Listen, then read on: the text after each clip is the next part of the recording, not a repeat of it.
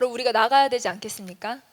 여러분 우리의 하루가, 제가 지금 정상인 상태도 아니었거든요. 배도 많이 아프고 몸이 많이 힘들었는데, 여러분 우리의 정말 한 시간이, 우리의 하루가 그 영혼들에게 영혼의 길을 열어줄 수 있는 하나님이 그 만남들을 준비하신 날들입니다. 그래서 저희가 또 현장 이번 겨울에 나가시길 기도하시는 분들은 소망하며 또 함께 기도하셨으면 좋겠습니다. 저희 말씀 열왕기상 18장 1절에서 13절 말씀 함께 교독하며 읽도록 하겠습니다. 열왕기상 18장 1절에서 13절.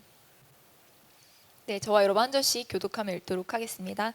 많은 날이 지나고 제3년에 여호와의 말씀이 엘리야에게 임하여 이르시되 너는 가서 아합에게 보이라. 내가 비를 지면에 내리리라.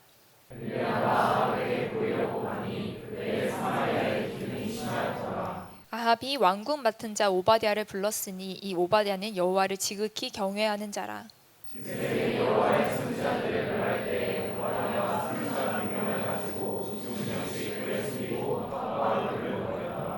아합이 오바댜에게 이르되 이 땅의 모든 물 근원과 모든 내로 가자. 혹시 꼴을 얻으리라. 그리하면 말과 노새를 살리리니 짐승을 다 잃지 않게 되리라 하고.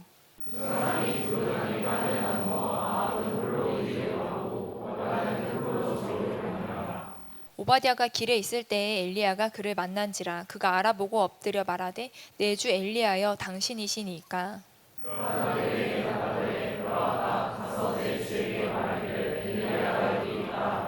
이르되 내가 무슨 죄를 범하였기에 당신이 당신의 종을 아합의 손에 넘겨 죽이게 하려 하시나이까.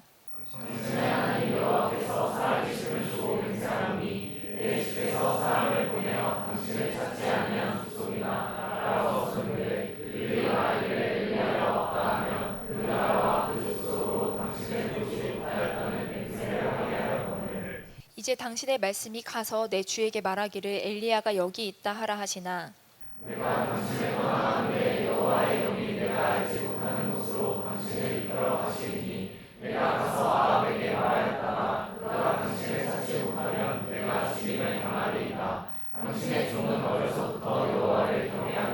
네, 저희 함께 읽겠습니다.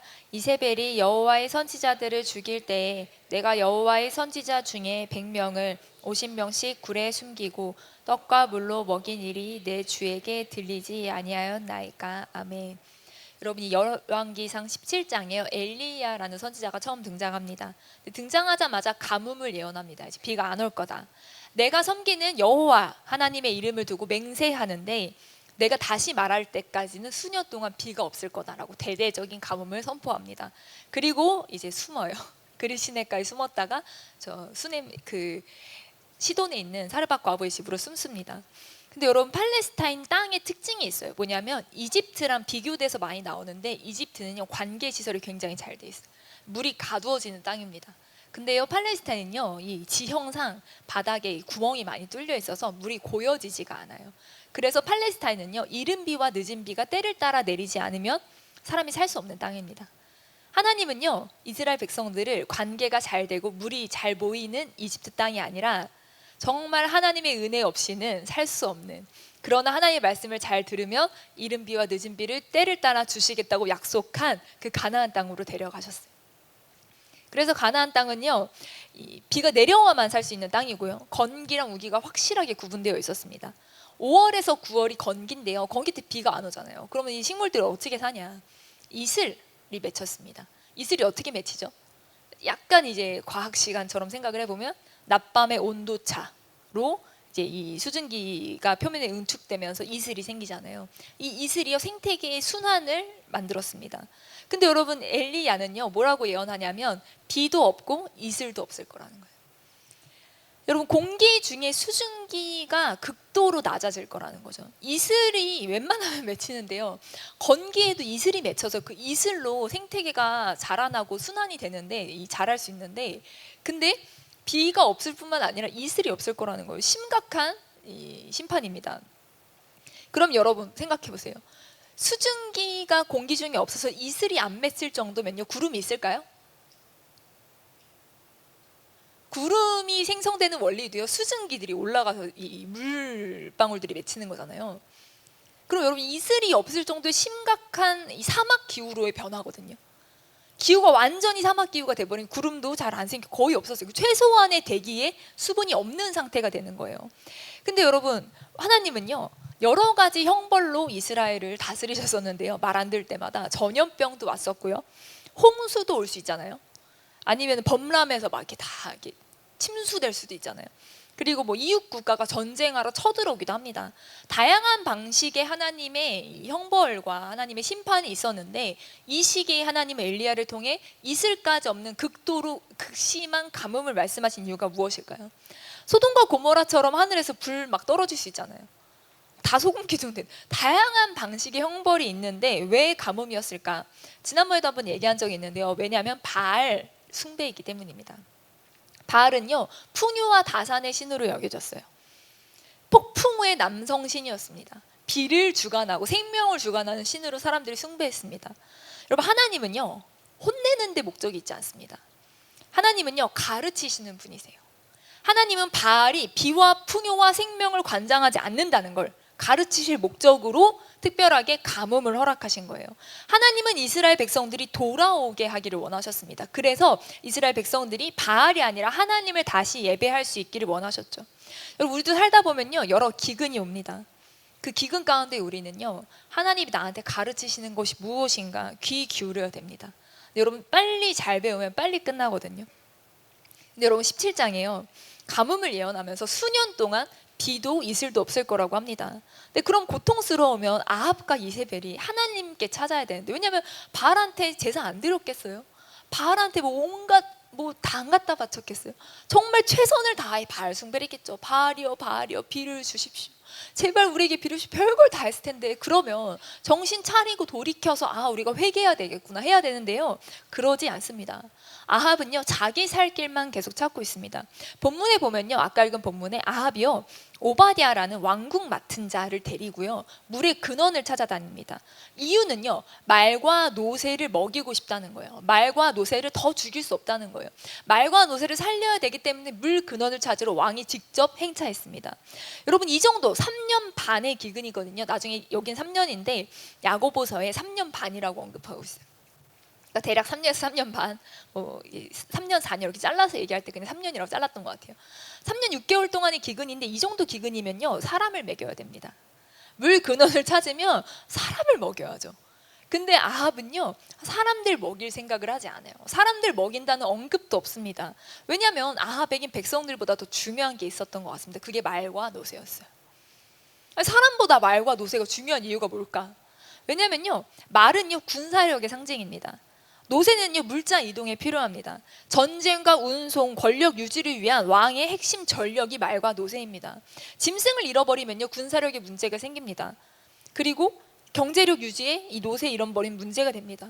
사람을 살려야겠다. 사람들의 고통에 귀를 기울이고 사람들의 어떤 고통을 들여다보진 않고요, 자기 왕권, 자기 지위, 자기 재산, 자기 축척 잃어버리지 않으려고요 백성보다 그걸 더 중요하게 여기는 가치가 완전히 역전된 왕입니다.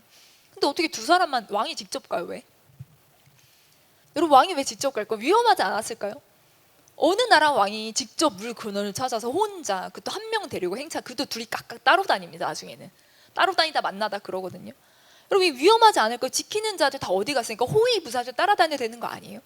되게 위험한 상황 같은데 왜 이렇게 비밀리에 은밀하게 진행했을까? 왜요? 물 근원을 공유하고 싶지 않았던 것 같아요.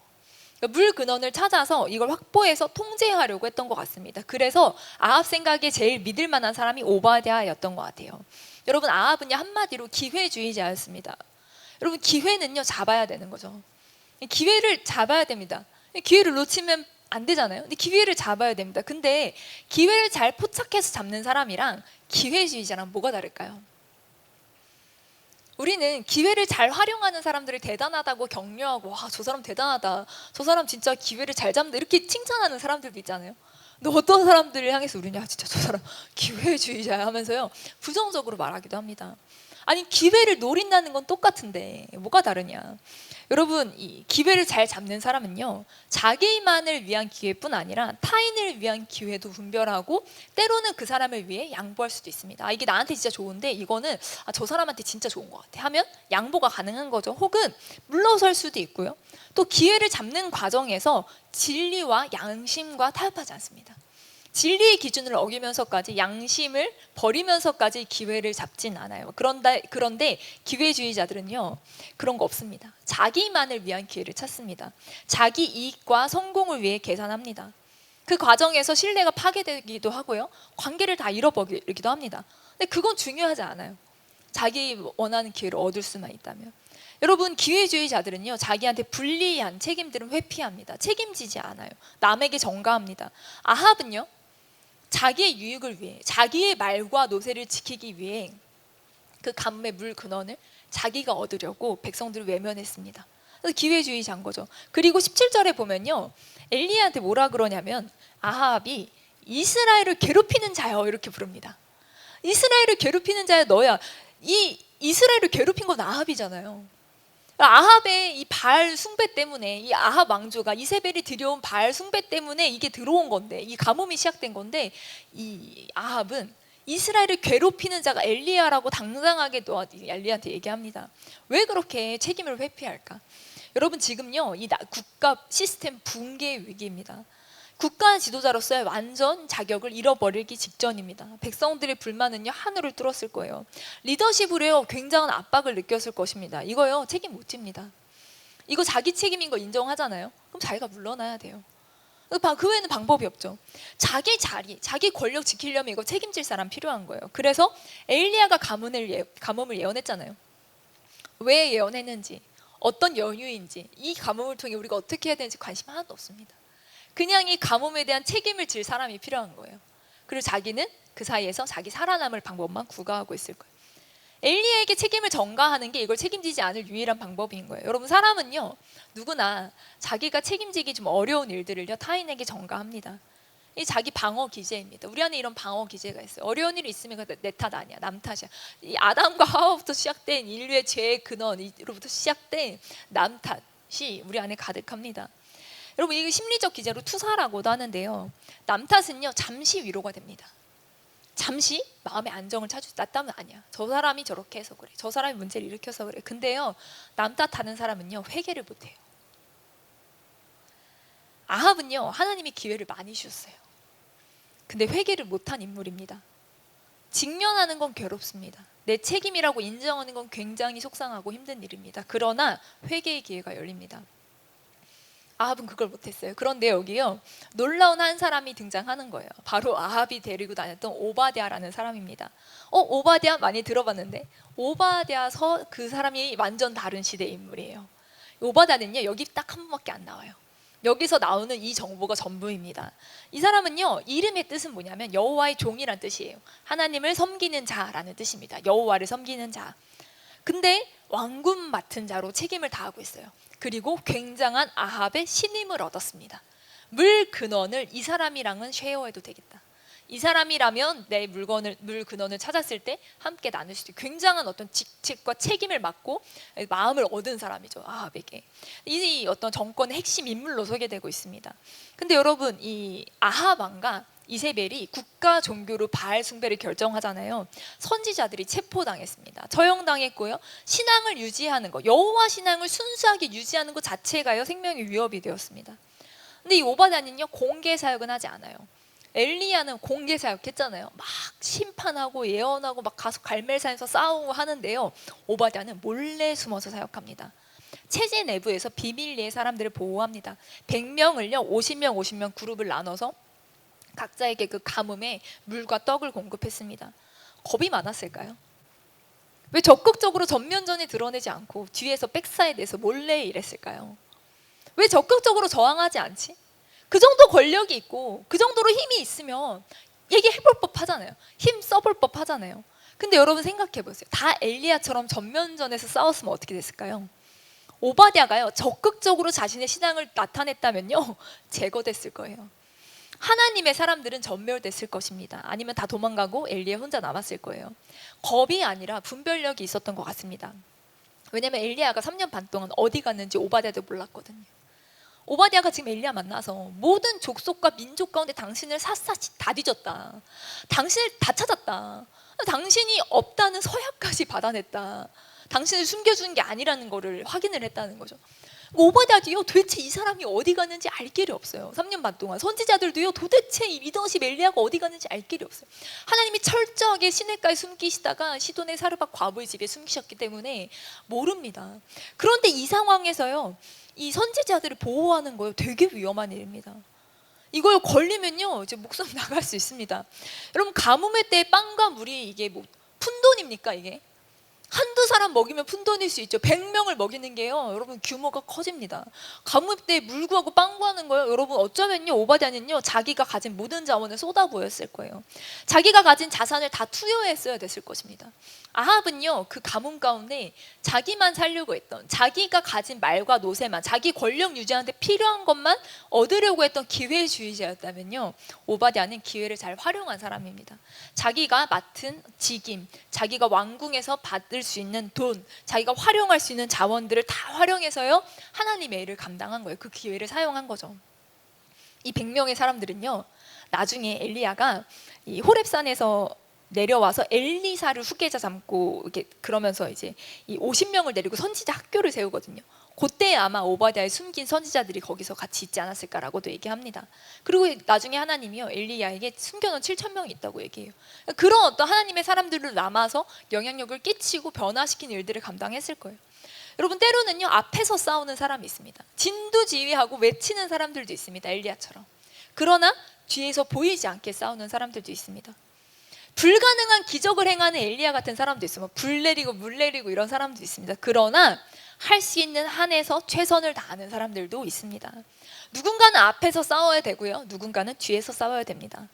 우리가요 주님 저는 선교사는 못하겠고 저는 사역자로는 못 살겠고 제가 제 삶에서 부르심 안에서 제가 소명자로 살겠습니다 하시면요 그것도 목숨 걸어야 됩니다. 오바댜가 목숨 건 거예요. 자기에게 허락된 직급과 자원과 모든 것을 하나님의 공동체를 위해 사용한 거예요. 죽을 각오로 한 겁니다. 그러니까 엘리야처럼 살든 오바댜처럼 살든 소명의 자리는 다 목숨 거는 자리입니다. 어느 자리 하나 가벼운 자리는 없다는 거예요. 그리고 놀라운 건요 소명자로 살다 보면 소명자들끼리 만나요. 엘리야와 오바댜가 만납니다. 여러분 근데 생각해 보신 적 있어요? 이 3년 반의 가뭄을 통해서 하나님은 바알이 하나님이 아니라 여호와 하나님이 진짜 하나님이다를 드러내려고 했잖아요. 그래서 가뭄을 허락하셨잖아요. 뭐 폭우가 내리거나 다 무너지거나 이런 게 아니라, 불 떨어지거나 이런 게 아니라. 근데 그렇다면 이스라엘이 회개했나? 아합이 회개했나? 안 했잖아요. 아합은 여전히 기회주의자로 여전히 바알 숭배를 하고 있고 궁전에 850명의 사람들을 거느리고 그들을 먹이면서 그렇게 살고 있고, 이스라엘 백성들은요 애매합니다. 여전히 타협하고 있어요. 근데 하나님은 왜 가뭄을 끝내주십니까? 회개 안 했잖아요. 한 7년 가뭄 때려버리지. 완전히 패망해버리게. 아니 3년 반 가뭄에도 사람들이 돌이키질 않아요. 하나님을 찾질 않습니다. 근데 생각해 보세요. 농작물들은 어떻게 됐을까요? 여러분 이스라엘의 주요 작물은요 보리, 밀, 포도, 무화과, 올리브, 대추야자 이런 겁니다. 1년 가뭄 오잖아요. 수확량이 7, 80%가 줄어요. 2년 이상 가뭄 가잖아요. 경작지 자체가 폐허가 됩니다. 당시 저수지나 관계시설이 지금처럼 없었어요. 그러니까 3년 이상 가뭄 된다. 농경 시스템이 완전히 마비되는 것입니다. 앞으로의 가능성을 잃게 되는 거예요. 여러분 5절에요. 아까 읽은 데 보면 아합이 말이랑 노새 다 잃어버릴까 봐. 그래서 이제 다 잃어버리면 안 된다고 이 물 근원 찾아다니잖아요. 가축들의 집단 폐사도 있었던 것 같습니다. 농작물이 제대로 안 자라니까 사람 먹을 것도 부족하니까 말과 노새들이 잘 못 먹었을 거고 물도 부족했으니까 가축들이 단체로 죽어나간 일들도 있었을 거예요. 당시 수자원이라는 것이 뭐 수자원 공사 제대로 있었겠습니까? 그냥 우물 퍼서 물 먹는 거예요. 비 안 오면요 지하수 끊깁니다. 2, 3년 안에. 그리고요 샘 올라오면 그거 먹는데 깊은 지하수에 연결된 샘 아니면 다 끝났을 거예요. 정말 조금의 샘만 좀 올라오고 있었겠죠. 그리고 그마저도 곧 말랐을 거예요. 강이요. 이스라엘의 강은요 비가 와야 살아나는 강들입니다. 비 안 오면 강 없어요. 다 말라집니다. 그래서요 엘리야도 저기 그리 시내가 피신했다가 그 시내가 말라가지고 시돈 들어간 거잖아요. 급수를요 우물, 강, 샘 이 정도밖에 의존을 못 하는데 1년 이상 지나잖아요. 지표수는 다 사라집니다. 눈에 보이는 물들은 다 사라진다는 거예요. 그러니까 1년 지나면 농사 실패, 2년 지나면 저장해 놓은 곡식 다 떨어져요. 진짜 뭐 풀뿌리 다 캐서 먹었어야 됐을 거예요. 3년 지나니까 수자원 완전 고갈이 가축 집단 폐사 발생합니다. 국가 기능 이미 다 마비됐습니다. 사람들이 다 도망갔을 거예요. 이방 지역으로. 엘리야도 시돈으로 갔잖아요. 여러분, 하나님은요, 아합과 이스라엘 백성들이 돌이키진 않았지만 3년이 좀 지난 3년 반 만에 비를 주셨습니다. 만약 4년이었다면요 이스라엘이 남아 있었을까 싶어요. 왜냐하면 다윗의 시대에도 가뭄이 있었지만 그때 기브온이 이 이스라엘과 맺은 언약을 사울 왕이 파기해서 기브온 사람들을 이제 학살한 죄 때문에 하나님 3년 가뭄을 주시거든요. 그때는 비만 안 옵니다. 이슬이 없다는 표현은 없어요. 그러니까 성경에 보면 비가 없거나 이슬이 없거나 이 두 가지 중에 하나가 없는 정도의 가뭄이지, 이토록 3년 반 동안 비도 이슬도 없을 정도로 완전히 사막 기후로 변화된 본문이 여기 하나입니다. 그러니까 심각한 가뭄이기 때문에 3년 반이라는 시간이 지나버리면 어쩌면 이스라엘 사람들은 완전히 집단적으로 완전히 소멸되거나 다 흩어지면서 끝났을지도 모르겠어요. 여러분, 이 3년 반이라는 시간은 하나님 없이 풍요를 구했던 것들이 완전히 붕괴돼야 하는 시간이었습니다. 그러나 더 견딜 수는 없는 시점에 비를 허락하신다는 거예요. 여러분, 우리 안에 하나님 없는 풍요들이 있습니다. 하나님 없이 괜찮았던 것들이 있어요. 하나님 없이 만족했던 것들이 있습니다. 그런 인생을 살다 보면요, 하나님 우리 삶에 가뭄을 허락하십니다. 목적은 분명합니다. 하나님 없는 풍요의 전멸입니다. 하나님 없는 풍요가 끝나야 됩니다. 그러나 우리를 죽게 하는 것이 목적은 아닙니다. 가르치시는, 레슨을 받는 것이 하나의 목적이에요. 살다 보면 참 여러 어려운 일들을 겪잖아요. 저도 뭐 건강도 많이 망가지고 관계도 어려웠던 그런 어떤 참 어려운 시간들을 보내고 있었을 때가 있었어요. 근데 그때 기도하는데 주님이 그 말씀을 주시는 거예요. 우리를 정금같이 나오게 하리라는 말씀을, 욥기서의 말씀을 주시는데 너무 싫었어요.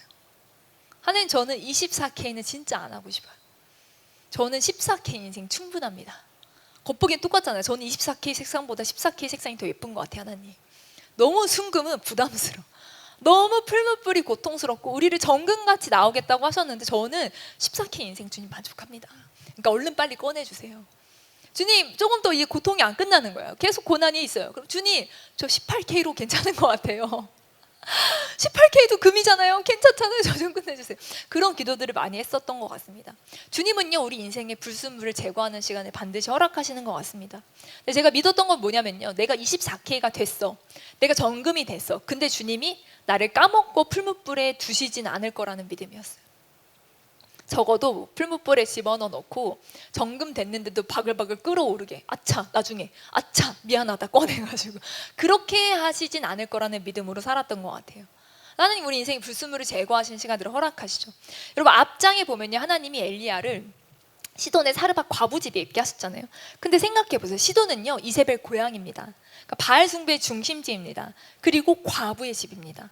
여러분, 지금 생각해 보세요. 한 어떤 형제 사역자가 이 미망인의 집에 자녀 하나 있는데 거기 같이 산다고 생각해 보세요. 굉장히 소문이 이상하게 날 수 있겠죠. 부담스럽죠. 서로 부담스러운, 과부도 부담스럽고 그 집에 있는 사역자도 부담스럽고 서로 너무 어렵잖아요. 여러분, 그런데 과부의 집에 선지자가 들어가 살아야 되는 건 되게 부대끼고 불편한 일입니다. 왜 이렇게 부담스러운 곳을 지정하셨을까? 여러분, 오바댜가 그랬잖아요. 아합이 당신을 찾지 않은 족속과 민족이 없었다. 그러니까 샅샅이 이 아합은요, 열받아서 엘리야를 찾으려고 샅샅이 뒤졌는데 안 나온 거예요. 왜? 전혀 예상할 수 없는 곳에 숨어 있었거든요. 아무리 해도 시돈 한복판에 과부의 집에 수호했을 거라는 건요, 생각을 못했던 것 같습니다. 그러니까 다시 질문하면, 하나님 왜 시돈의 과부의 집에 숨게 하셨나? 이제 해석이 되는 거예요. 아무도 예측할 수 없었던 곳, 가장 안전한 곳이었던 거예요. 그리고 그 바알 숭배 중심지에서 과부의 아들이 죽었다 살아남으로 하나님의 생명의 역사를 보게 하시는 거죠. 여러분, 과부의 아들을 직전장에 살리는데요, 그건 공개 사역이 아니었습니다. 우리는 성경 쓰여져 있으니까 아는 거죠. 여러분, 성경 쓰여져 있으니까 엘리야가 사람 살린 거 아는 거죠. 엘리야가 그거 뭐 동네 시돈 사람들한테 가서 동네방네 자랑했겠어요?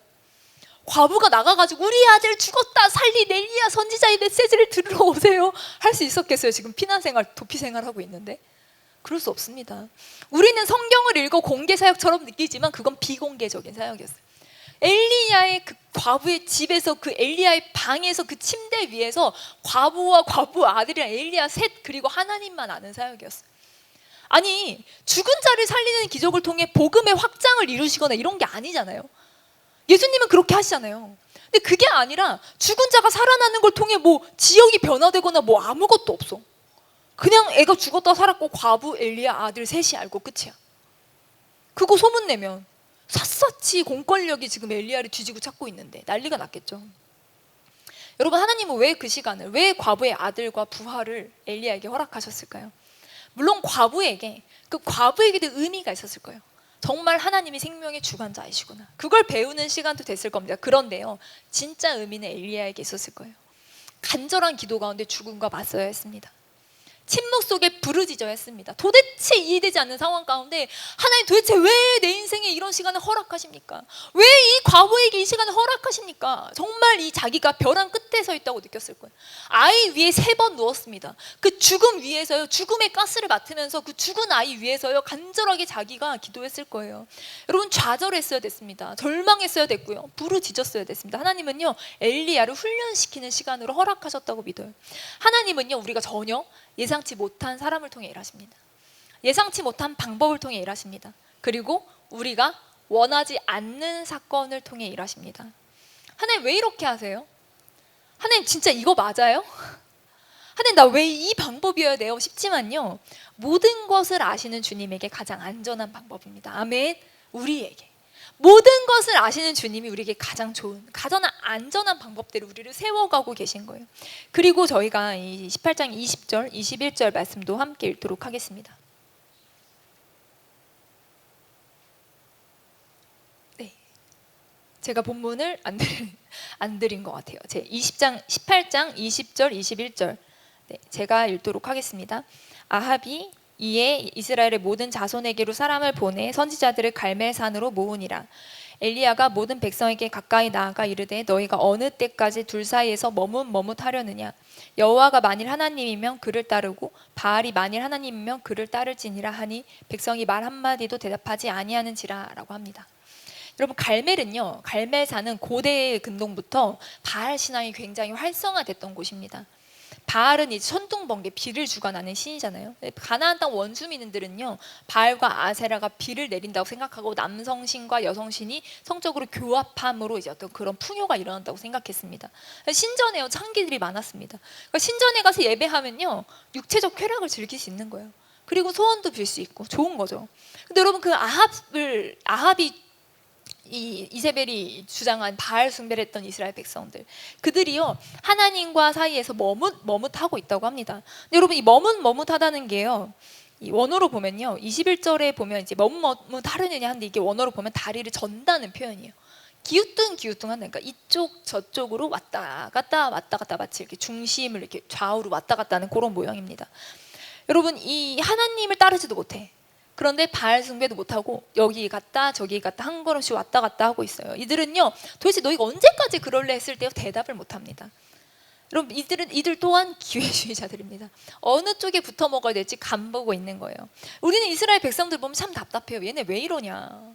그러면서 하나님, 저는 이러지 않습니다. 우리는 바알 숭배 안 하잖아요. 우리는 여호와 하나님만 섬깁니다 라고 합니다. 근데 여러분, 당시에 바알 숭배를 조금 자세히 들여다보면요, 바알 숭배는 단순한 종교가 아니었습니다. 시스템이었어요.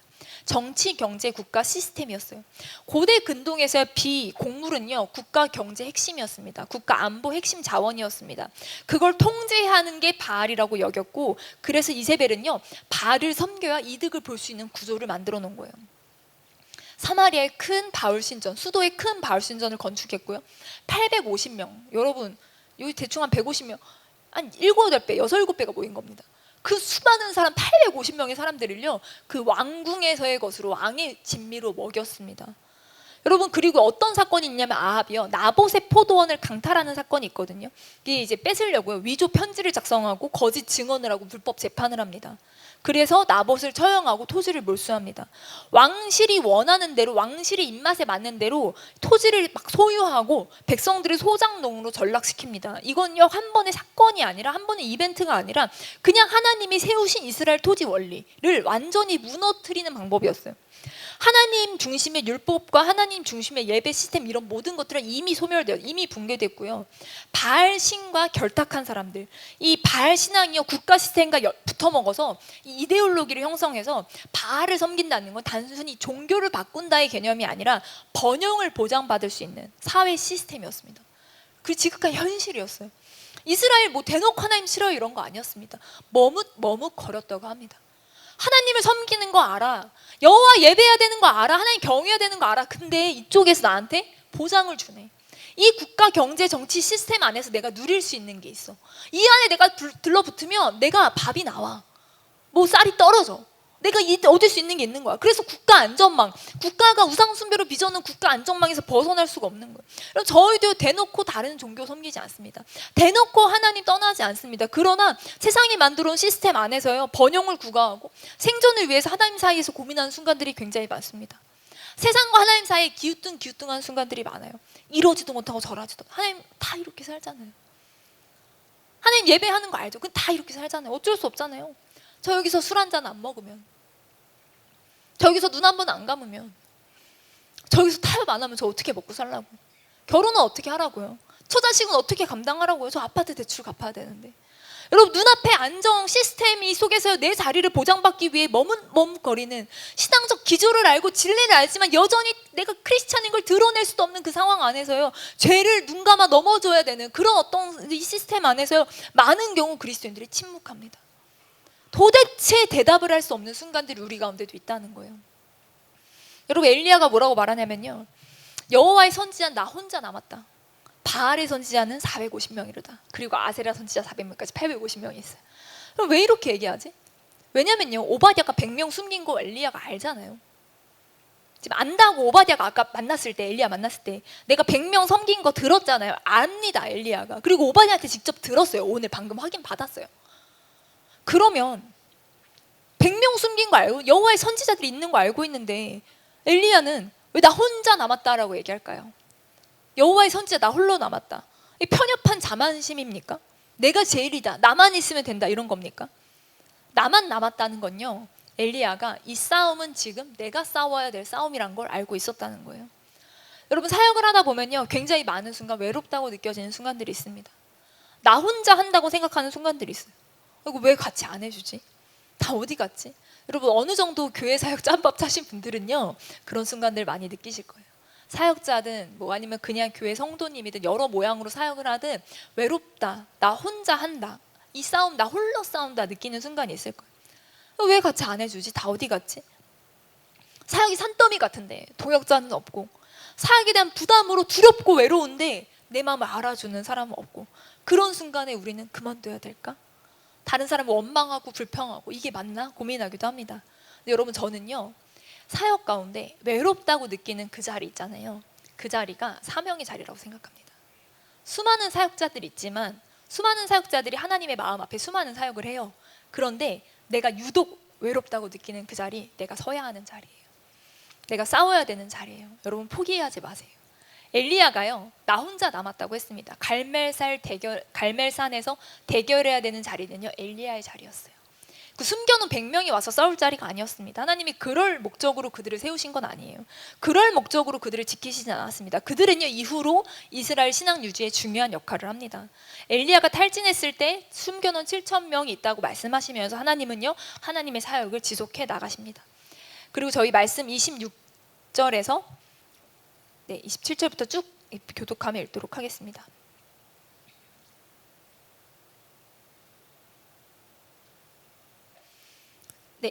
먼저 26절에서 28절 저랑 요번 한 절씩 교독하며 읽도록 하겠습니다. 그들이 받은 송아지를 가져다가 잡고 아침부터 낮까지 바알의 이름을 불러 이르되 바알이여 우리에게 응답하소서 하나 아무 소리 없고 아무 응답하는 자도 없으므로 그들이 그 쌓은 제단 주위에 뛰놀더라.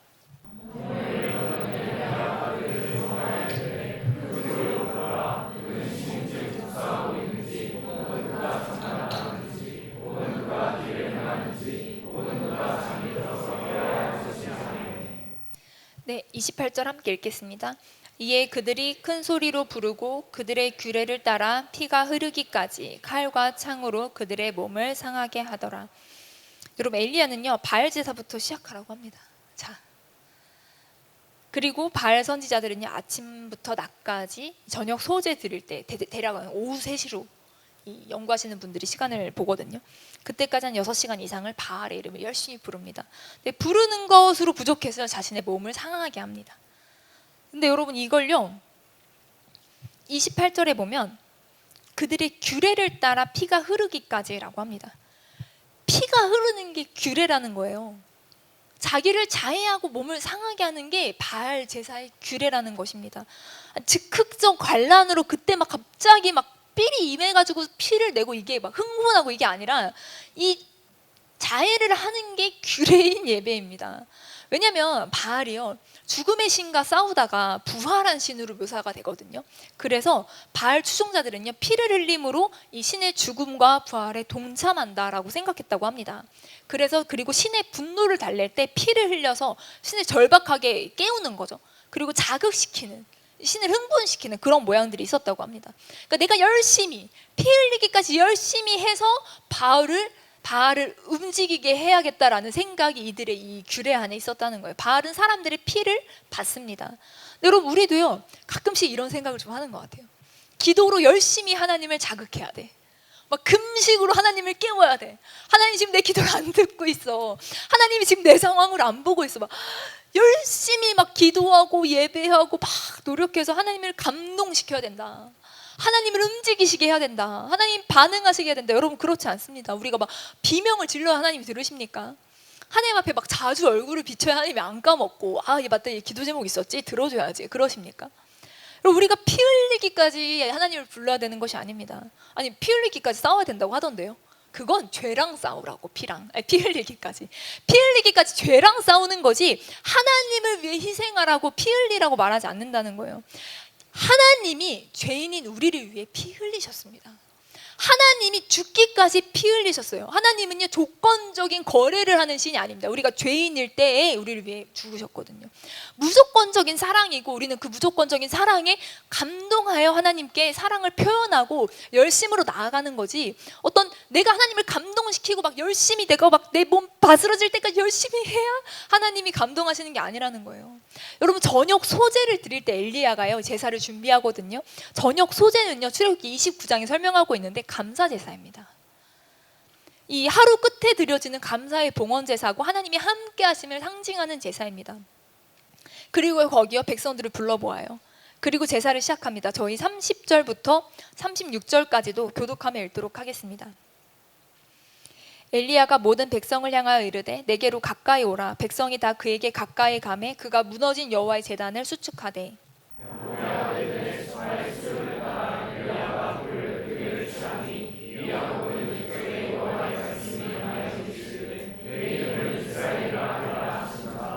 그가 여호와 이름을 의지하여 그 돌로 제단을 쌓고 제단을 돌아가며 곡식 종자 2수아를 둘 만한 도랑을 만들고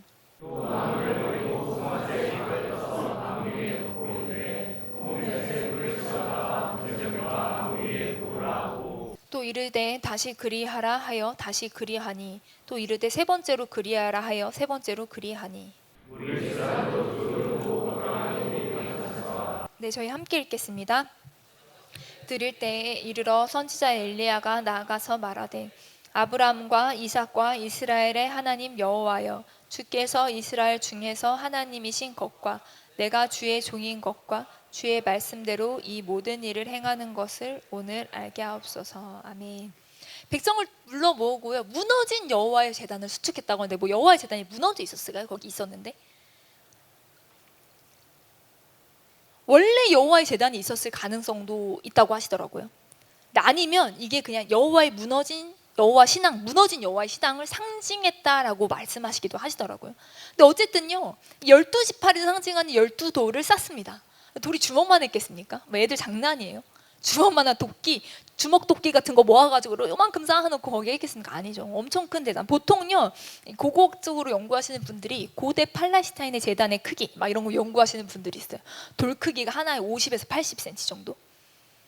그러니까 한 80, 50에서 80 요 정도 돌인데 무게는 한 50에서 150kg. 그 돌 하나. 그거 12개 이거 모아가지고 끙끙대면서 그거 쌓고 각 맞춰가지고 막 이렇게 시멘트 바르는 건 아니거든요. 돌만 쌓는 거예요. 12개를 좀 이렇게 크기가 한 150, 요 정도 됐겠죠. 대단을 쌓고. 그리고 거기다가 송아지 각 떠서 올리는 거예요. 나무 올리고. 통 넷에 물을 부어요. 근데 이게 거기서 말하는 항아리가 한 10에서 15리터 들어갔대요. 근데 4통을 3회씩 했으니 12회를 한 거잖아요. 그러니까 이제 10에서 15리터를 12번 했으니까 대충 계산하면 한 120에서 한 180리터를 물을 막 갖다 부은 거예요. 옆에 도랑을 팠다고 하는데 도랑은 30cm 깊이를 팠다면요. 이 재단 2m, 2m로 계산하고 30cm 두께로 주변 도랑 파면요. 그 도랑에 가득 차는 물의 용량이 대략 한 120에서 200리터래요. 그러니까 물 4통, 그 12통 이렇게 3번 갖다 부은 게 도랑이 가득 찰 정도로 진짜 물을 가득 부은 거죠. 물을 왜 부어요? 여러분, 이 자연 발화는요, 이 재물에 물이 붙은 상태로, 물이 묻은 상태로는 불가능합니다. 이 다른 거, 이거는요, 엘리야가 하거든요. 근데 물 갖다 붓는 건 사람들 시켜요. 물 떠오라고, 갖다 부으라고. 왜 사람들 시킬까?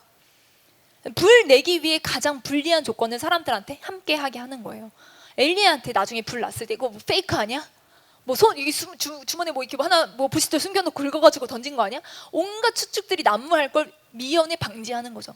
애초에 너희들이 이 정도 100리터 이상 물을 갖다 부었고 그 상태에선 아무리 작은 불씨를 뭐 부싯돌 던져가지고 하더라도 불이 안 나는 상태를 만들어 놓는 거예요. 도저히 우연의 여지가 들어올 수 없게끔, 모든 의심을 삭제할 수 있게끔, 하나님의 일하심이 드러날 수 있게끔 조건을 만들어 놓고 거기에 이제 불이 임하게 되는데요. 우리가 살다 보면, 사역하다 보면 한 번씩 하나님이 찬물 끼얹으실 때가 있어요. 왜 갑자기 상황이 이렇게 돼? 아, 진짜 막 될 만한 상황이었어. 이제 다 될 법했어. 근데 갑자기 다 안 돼 버려. 아니면 불가능한 상황으로 막 몰고 가죠. 그럴 때 여러분 실망하지 마세요. 하나님의 일하심이 드러날 수 있습니다. 아멘. 내가 아니라 하나님이 일하시는 걸 보여주기 원하셔서 하나님이 한 번씩 찬물 끼얹으시는 것 같아요. 엘리야는요, 이렇게 해놓고요 기도합니다. 뭐라고 기도하냐면요, 주께서 이스라엘 중에 하나님이신 것, 내가 주의 종인 것, 주의 말씀대로 이 모든 일을 행하는 거. 그러니까 주님이 이거 시킨 것 같아요. 엘리야한테 이렇게 하라고, 이것을 알게 하여 달라라고 기도를 합니다. 그리고 30절 넘어가면요, 여호와는 하나님이신 것과 그들의 마음을 돌이키심을 알게 해달라고, 그래서 응답해야 된다라고 외치고 기도합니다. 여러분, 엘리야가 그렇게 기도하고 불이 임해요. 엘리야 사역에 참 불이 많이 임했습니다. 이때 처음 불 임하죠. 이후로 열왕기 하 1장 넘어가면 또 불을 내려요. 사람들 막 다 태워 죽입니다. 그리고 결국 살아서 불말과 불병거 타고 하늘로 올라가요. 어쩌면 엘리야 인생의 이 어떤 사역의 이슈, 핵심 주제는 불로 정리될 수가 있는 것 같습니다. 구약에서의 하나님의 현현이 불로 나타나긴 하죠. 떨기나무 앞에서 불로 임했습니다. 타지 않는 불로. 소돔과 고모라에도 불로 임했고요. 여호와는 소멸하는 불이라고 신명기에 나오기도 합니다. 그러니까 하나님의 각성, 하나님의 진노, 하나님의 영광, 하나님의 임재를요, 하나님이 불로써 나타내시곤 했습니다. 근데 그런데요, 불이 임해야 되는 이유를 엘리야는 굉장히 정확하게 잘 설명하고 있어요. 하나님, 이제 심판하십시오. 끝내버리세요. 다 태워버리세요가 아니라 하나님이 이들을 돌이키심을 알게 하십시오라고 기도합니다. 하나님, 내 원수를 갚아주십시오. 보복하여 주십시오. 억울했던 거 다 갚아주세요. 불러. 막 심판이 아닙니다. 하나님의 권능과 권세가 불로 나타나야 하는 이유는 분명했습니다. 그들의 마음을 돌이키시려고, 구원하시려고요. 하나님은요, 하나님의 구원을 위해 권능을 나타내시는 분이라는 거예요. 아멘. 그리고요, 41절부터 46절까지 저희 성경을 좀 많이 읽었는데요, 이거 마지막으로 읽겠습니다. 41절에서 46절 또 저와 교독하며 읽도록 하겠습니다. 엘리야가 아합에게 이르되 올라가서 먹고 마시소서, 큰 비의 소리가 있나이다 하니,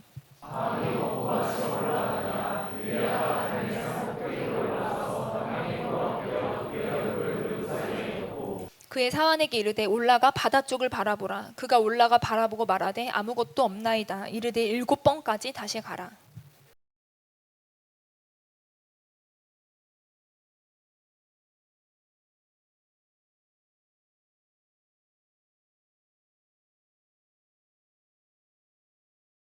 조금 후에 구름과 바람이 일어나서 하늘이 캄캄해지며 큰 비가 내리는지라. 아합이 마차를 타고 이스라엘로 가니.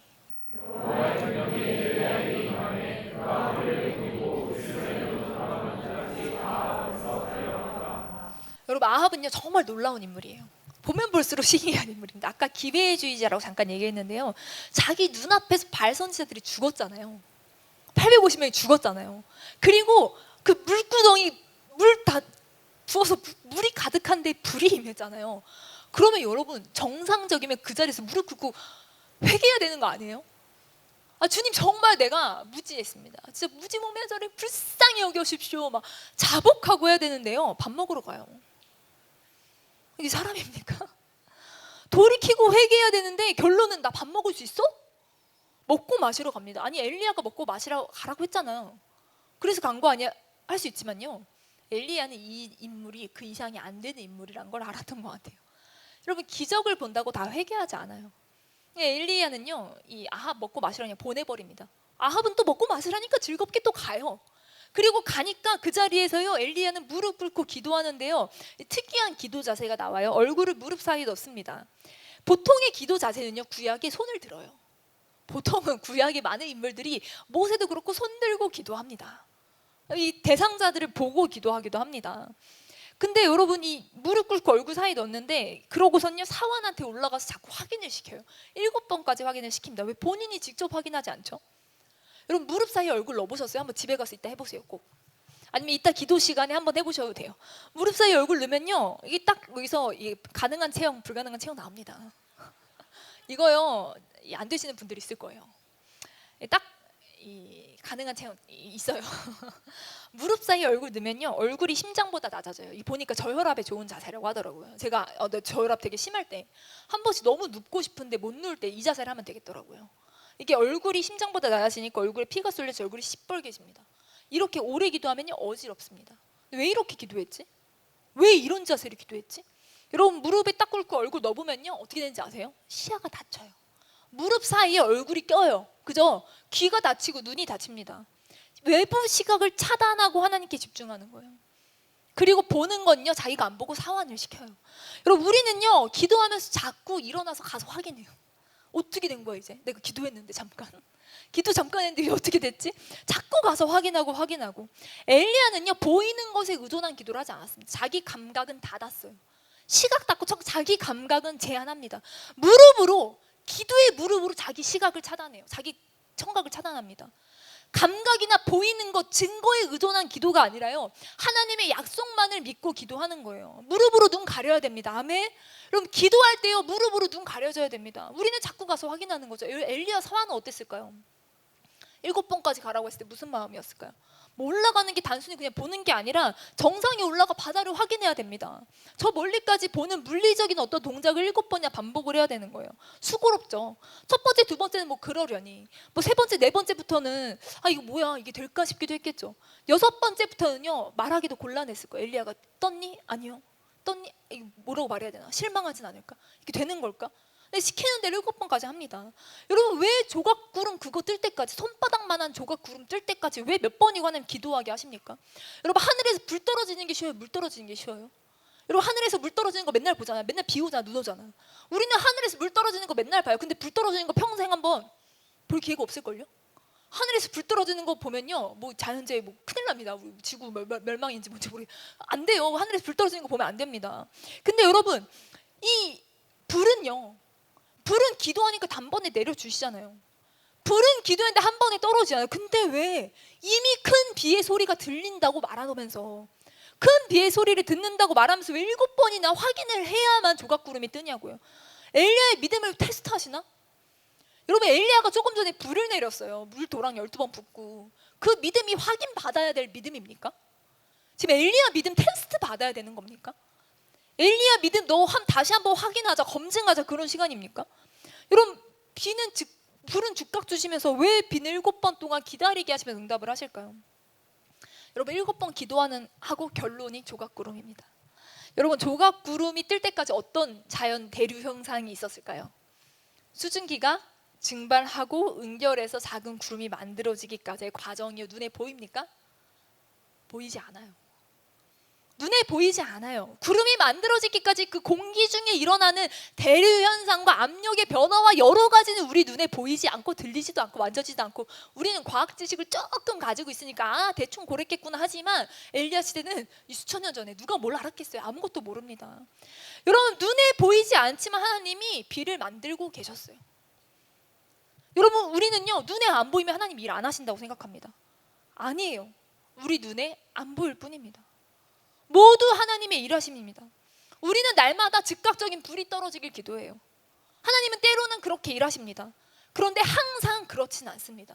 하나님은요 즉각적으로 불도 떨어뜨려 주시지만 대부분, 사실 더 많은 경우는 인내하게 하시고요, 기다리게 하십니다. 순종하게 하시고요, 지속적으로 기도할 것을 요구하십니다. 한 번에 회복되는 것만 하나님의 역사입니까? 한 번에 회복되는 사람들도 있어요. 기적적으로 변화되는 사람도 있습니다. 그러나 대부분의 사람들은 점진적으로 회복됩니다. 점진적으로 변화됩니다. 불 떨어지는 것도 하나님의 역사였고요, 7번 기도하면서 대류 가운데 그 조각구름 만들어내시는 것도요 하나님의 일하심이었어요. 하나님의 일하심은 다양한 방식으로 일어납니다. 우리는요 바로 확인되는 걸 원하죠. 한 번 기도했을 때 막 왕창 큰 구름, 한 번 기도했을 때 바로 불. 근데 그렇지 않다는 거예요. 야고보서 5장에 보면요, 엘리야에 대해서 뭐라고 말하냐면 우리와 성정이 같은 사람이로되 그가 비가 오지 않기를 간절히 기도한즉 3년 6개월 동안 땅에 비가 안 왔다. 그런데 그가 기도하니까 다시 비를 줬다라고 말합니다. 근데 그러면서 야고보가 무슨 얘기를 하냐면 의인의 강구는 역사하는 힘이 크다라고 합니다. 근데 그러면 저 같으면요, 의인의 강구는 역사하는 힘이 크다, 불 떨어진다 이렇게 하겠어요? 저라면 7번 기도해서 비 내린 것보다 한 번 부르짖었을 때 불 떨어진 게 훨씬 더 기도 효과 장난 아니잖아요. 강력한 기도잖아요. 저라면요, 제가 야고보라면요, 엘리야는 우리와 동일한 성정을 가진 사람이로되 그가 부르짖으니 물 웅덩이에 불이 떨어졌다. 의인의 강구는 역사하는 힘이 크다 이렇게 쓰겠어요. 근데 야고보는요 불 떨어진 사건이 아니라 7번 기도해서 물이 떨어진 사건을 얘기하고 있다는 거예요. 여러분, 야고보는요 기도를 교회들 성도들한테 가르치면서 초자연적인 기적의 역사를 바라지 말아라, 그런 응답도 있지만 그런 응답이 아니라 끝까지 포기하지 않고 기다리고 기도하는 걸요 야고보는 가르쳐 주고 싶었던 것 같아요. 그리고 여러분 생각해 보세요. 저 멀리 손바닥만한 조각구름 보입니다. 여러분 보기엔 손바닥만하죠. 여러분 저 구름의 크기가 얼마나 있겠습니까? 갈멜산 위에서요 저 지중해까지 거리가 20km가 넘어요. 20km가 넘어요. 근데 손바닥만하다고요, 구름이. 그 위에 떠있는 구름이. 그럼 실제로 가면요 그 구름이 2km 넘습니다. 우리가 보기에는 멀리 있으니까 손바닥만한 거지 엄청 큰 구름이에요. 내 눈에 작게 보이는 거지 하나님의 일하심이 작지 않습니다. 내 눈에 보이지 않지 하나님이 일하시지 않는 게 아니에요. 그래서요 이제 고개를 무릎 사이에 넣어야 되는 거예요.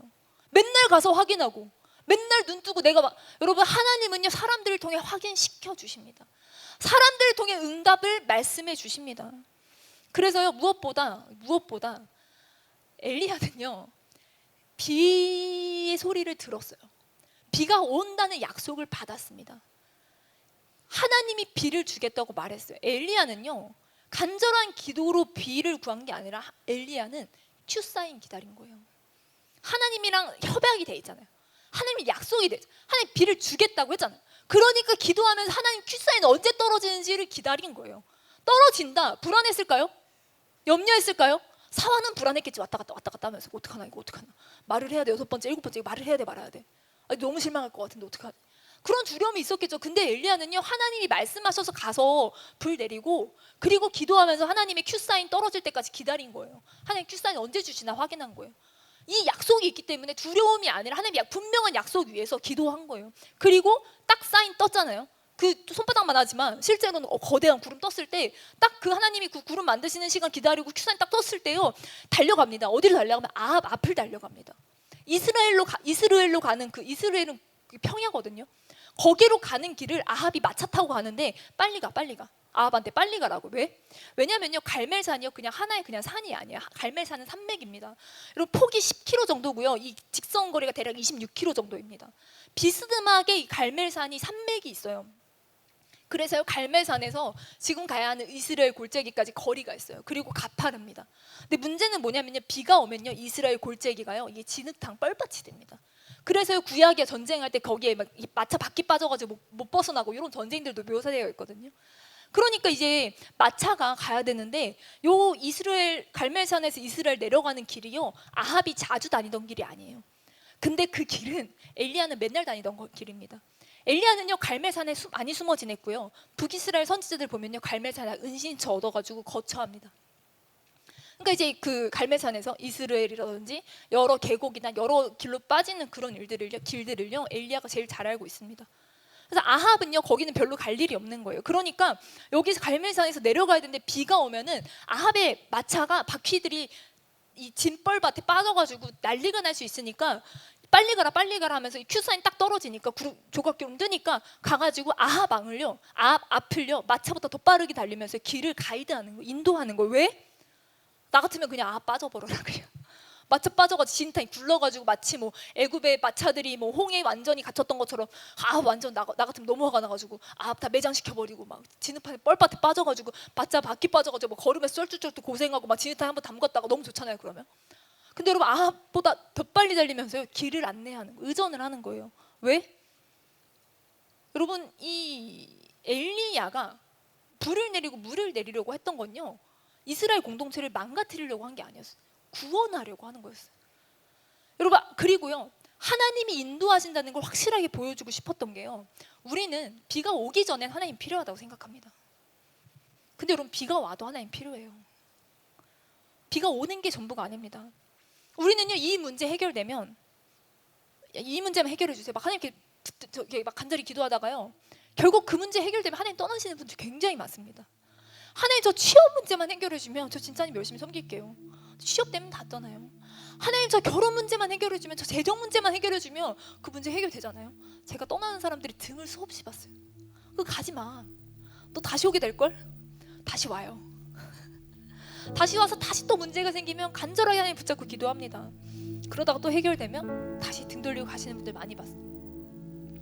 여러분 우리는요 비가 오기 전에도 하나님 필요한데요 비가 와도 하나님 필요해요. 비가 와도요 우리 삶의 여러 문제들은 지속됩니다. 엘리야는요 그 비가 오는 기도 응답을 통해 공동체를 하나님께 돌이키게 하는 게 목적이었습니다. 심판하고 멸망하고 다 죽여버리고 이게 아니었다는 거예요. 그래서 아합 왕을 돕고자 했던 거죠. 여러분 인생에 어떤 약속이 있습니까? 여러분 우리 인생에 하나님 어떤 약속을 주셨습니까? 우리 인생을 넘어서서 우리 여러분의 가정, 여러분의 교회, 여러분의 공동체, 우리 한국 교회, 또 우리 대한민국, 나아가 열방에 어떤 하나님의 구원의 약속이 있습니까? 여러분 하나님이 어떤 약속을 우리에게 주셨습니까? 우리가요 하나님이 사인 주실 때까지, 하나님 사인 받으면 달려가는 거거든요. 달려가 살려야 되는 거거든요. 하나님 사인 주실 때까지요 무릎에 고개 박고 있어야 돼요. 감각적인 거 의존하지 않고, 눈에 보이는 거 의존하지 않고, 떴는지 안 떴는지 자꾸 확인하고, 그게 아니라 하나님께 집중하며 기도하는 자들로 우리가 서야 될 줄 믿습니다. 아멘. 자꾸 고개 들지 마세요. 확인은 다른 사람이 해줍니다. 여러분 우리 공동체를 살리기 위해서, 우리에게 주신 가정과 교회와 나라와 민족과 열방을 살리기 위해서 하나님의 약속을 받은 자들로 우리가 일어났으면 좋겠습니다. 무엇이 나에게 유익할까 기우뚱 거리고 있었다면요, 머뭇 거리고 있었다면요, 우리가 이제 하나님 앞에 섰으면 좋겠습니다. 우리가 더 이상 우리의 침묵을 끝냈으면 좋겠습니다. 더 이상 대답 못하는 상태로 있지 않았으면 좋겠습니다. 하나님 어떤 구원의 일을 행하시든, 하나님이 어떻게 일하시든 나만 잘 먹고 잘 살면 됩니다. 아합처럼 살지 않았으면 좋겠습니다. 우리 이 시간 하나님을 따르기로 결단하는 마음 가지고 함께 일어났으면 좋겠습니다. 우리가 나의 유익을 위해 하나님을 이용하는 자들이 되지 않기를 원합니다. 주님, 내가 더 이상 기회주의자처럼 살지 않기 원합니다.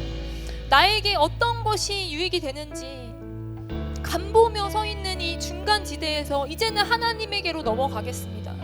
그리고 하나님, 내가 서야 하는 자리가 어디든 그 자리에서 죽도록 끝까지 순종하는 자가 되겠습니다. 하나님, 우리에게 주신 약속을 기억하며 그 약속을 붙들고 두려움과 염려가 아니라 그 약속을 붙잡는 기대와 소망을 가지고 하나님의 사인을 기다리는 자들이 되겠습니다.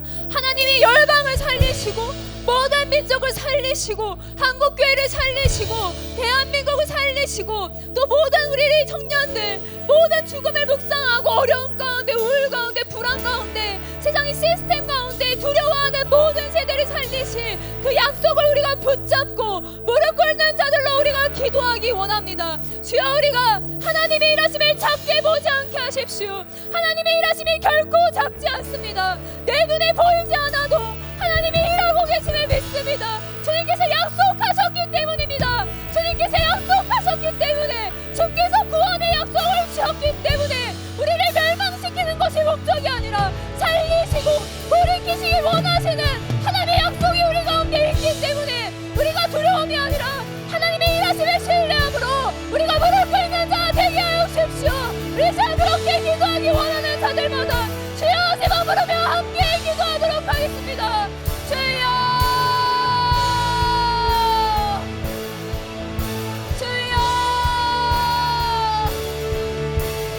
주여. 네, 하나님의 일하심이 작지 않습니다. 하나님의 일하심을 작게 보지 않게 하십시오. 하나님, 작은 손바닥만한 조각 구름 가운데 하나님의 일하심을 읽어냈던 엘리야처럼 하나님, 우리가 이 시대를 향한 하나님의 뜻을 읽어내며 하나님, 이 시대를 구원하기 원하시는 하나님의 은혜와 은총을 베풀기 원하시는 하나님의 뜻을 헤아리는 자로 우리가 일어서기를 기도합니다. 예, 하나님, 우리가 상황을 보지 않겠습니다. 하나님, 우리의 시선을 하나님 감각에 의존하고 사람들에게 의존하고 하나님 상황에 의존하지 않겠습니다. 하나님, 우리가 하나님만 바라보는 자들 나가게 하십시오. 하나님, 우리가 무릎으로 우리의 눈을 가리게 하십시오. 무릎으로 우리의 귀를 가리게 하십시오. 하나님의 약속을 믿고 구원하겠다고 말씀하신 그 하나님의 약속을 믿고 주여 끝까지 기도하게 하십시오. 포기하지 않고 기도하게 하십시오. 주님, 우리 가운데 기도를 가르치시고 우리 가운데 인내를 가르치시고 우리 가운데 순종을 가르치시고 우리 가운데 사랑을 가르치시며 예, 하나님, 우리가 무릎 꿇고 배우는 자들 되게 하십시오. 하나님, 하나님의 일하심을 신뢰하게 하십시오. 내 눈에 보이지 않아도 내가 만져지지 않아도 하나님의 약속이 있다면 이루어진다는 것을 믿게 하십시오. 하나님, 하나님의 약속을 작게 여기지 않게 하십시오. 하나님, 더 이상 기웃거리지 않게 하십시오. 하나님, 우리가 서 있는 곳이 어디입니까? 죽을 때까지 순종하고 끝까지 순종하는 자로 살게 하십시오. 하나님, 엘리야처럼 살든 오바댜처럼 살든 하나님, 우리가 어떤 자리든 그 부르신 가운데 최선을 다해 끝까지 순종하며 나아가는 자가 되기를 기도합니다. 우리 인생에 주신 약속을 붙잡게 하십시오. 우리 인생 가운데 허락하신 약속을 붙잡고 약속하신 이가 이루시기에 하나님, 우리가 신뢰하며 믿음으로 주의 일하심을 바라보며 기도하는 자들이 될 수 있기를 주여 간절히 구하오니 하나님, 이 시대 가운데 엘리야 같은 자들로 우리를 세워주십시오. 포기하지 않는 기도를 가르쳐 주십시오. 낙심하지 않는 기도를 가르쳐 주십시오. 끝까지 포기하지 않고 무릎 꿇으며 하나님의 삶을 받을 수 있는 자들로 우리가 일어나게 하십시오. 하나님, 우리 가운데 일하시는 주님을 찬양합니다. 나의 생각을 넘어 나의 상식을 넘어 나의 예상을 넘어 생각할 수 없었던 방법으로 예상할 수 없었던 사람들을 통하여 하나님 정확하게 일하심을 믿으며 그 당시에 신뢰하며 나아가기 원합니다. 주여, 우리가 무엇을 위해 살고 있습니까? 우리가 무엇을 두려워하며 살고 있습니까? 하나님, 우리가 하나님 앞에 하나님을 두려워하며 하나님 당신을 경외하며 당신이 주신 약속을 끝까지 붙잡는 자들로 우리가 서게 하십시오. 하나님, 구원의 하나님이십니다. 모든 열방을 향한 구원을 베푸시며 모든 민족을 향한 구원을 베푸시며 이 한국교회 향한 구원을 베푸시며 하나님의 구원의 약속이 우리 가운데 있음을 믿기에 주여, 우리가 감옥 가운데 두려워하지 않고 우리가 기근 가운데 두려워하지 않고 하나님의 일하심에 끝까지 순종하고 하나님의 일하심에 끝까지 기대하는 자리 가운데 주여, 우리가 무릎 꿇고 기도하며 나아가게 하십시오. 우리가 두려워하지 않게 하십시오. 우리가 바라보고 있는 것을 구원의 뜻을 보게 하십시오. 하나님의 일하심이 기대합니다.